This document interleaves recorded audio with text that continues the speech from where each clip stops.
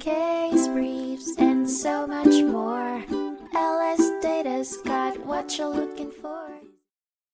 In 1968, the United States Court of Appeals for the Eighth Circuit heard the case of Larsen v. General Motors Corp., which centered on the concept of manufacturers' legal duty to ensure their products' safety.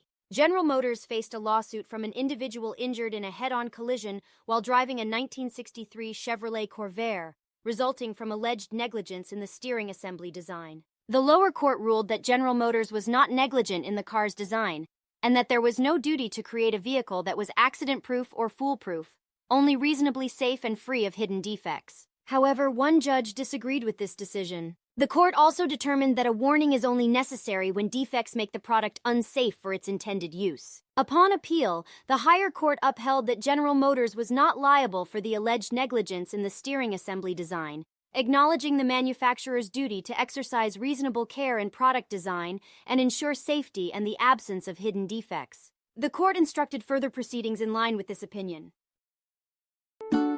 Case briefs, and so much more. LSData's got what you're looking for. Visit lsd.law, elevate your mind. Leave the stress of class.